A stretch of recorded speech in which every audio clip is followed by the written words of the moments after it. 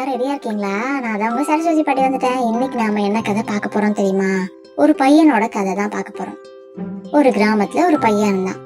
அந்த பையனுக்கு எப்ப பார்த்தாலும் சும்மாவே கோவம் வரும். கோவம் வந்துச்சுன்னா அங்க இருக்கிறவங்க எல்லாம் போட்டு திட்டிடுவான்.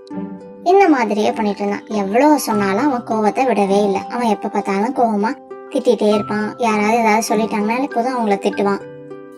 அவங்க அப்பா பார்த்தாங்க. சரி, இவனுக்கு கோவம் கொஞ்சம் அதிகமா வருது, என்ன பண்ணலாம் அப்படின்னு யோசிச்சு அவங்க என்ன சொன்னாங்க, உனக்கு இனிமே எப்பெல்லாம் கோவம் வருதோ அப்ப பின்னாடி இருக்கிற நம்மளுடைய வேலியில ஒரு ஆணி அடி அப்படின்னு சொன்னாங்க.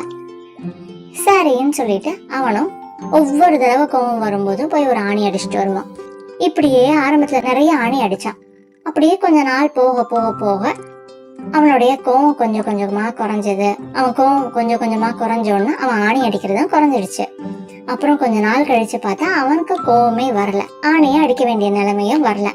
இப்ப அவங்க அப்பா என்ன சொன்னாங்க, சரி நீ என்னைக்கெல்லாம் கோவமே படலையோ அன்னைக்கெல்லாம் நீ என்ன பண்ற, நீ அடிச்ச ஆணியெல்லாம் ஒண்ணு ஒண்ணா எடுத்துட்டு வா அப்படின்னு சொன்னாங்க.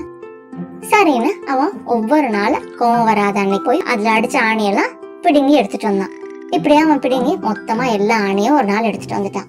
அப்பா அவங்க அப்பா கிட்ட கொண்டு வந்து கொடுத்துட்டு சொன்னா, அப்பா நான் எல்லா ஆணியுமே எடுத்துட்டு வந்துட்டேன் அப்படின்னு. அவங்க அப்பா சொன்னாங்க, சரி வா அந்த வேலையை போய் பார்க்கலாம் அப்படின்னாங்க. 2 பேரும் போய் பார்த்தாங்க. நீ கோவம் வரும்போது ஆணி அடிச்ச, கோவம் வராத அன்னைக்கு ஆணியெல்லாம் பிடுங்கிட்டு வந்துட்ட. ஆனா இந்த வேலியில பாரு ஓட்ட ஓட்டையா இருக்கு. இதுதான் உண்மையும்.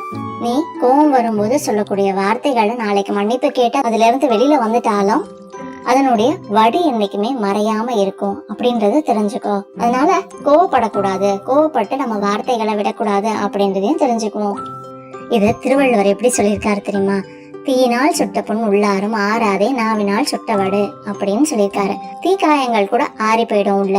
ஆனா நம்ம நாவினால் நம்மளுடைய வாயிலிருந்து வரக்கூடிய சொல்லால அடுத்தவங்களுக்கு ஏற்பட்டிருந்த காயம் என்னைக்குமே மாறாது, அந்த வடு என்னைக்குமே மனசுல இருக்கும் அப்படின்றத தெரிஞ்சுக்கலாம்.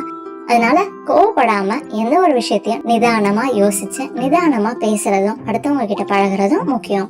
சரி, இந்த கதை உங்களுக்கு எல்லாம் பிடிச்சிருந்ததுன்னா லைக் பண்ணுங்க, உங்களோட நண்பர்களுக்கு இதை பகிர்ந்துக்கோங்க. நம்ம சேனலுக்கு இன்னும் சப்ஸ்கிரைப் பண்ணா சப்ஸ்கிரைப் பண்ணிக்கோங்க. சீக்கிரமா போய் தூங்குங்க. டாடா, நான் போயிட்டு வரேன். நாளைக்கு வேற ஒரு கதையோட நம்ம பார்க்கலாம்.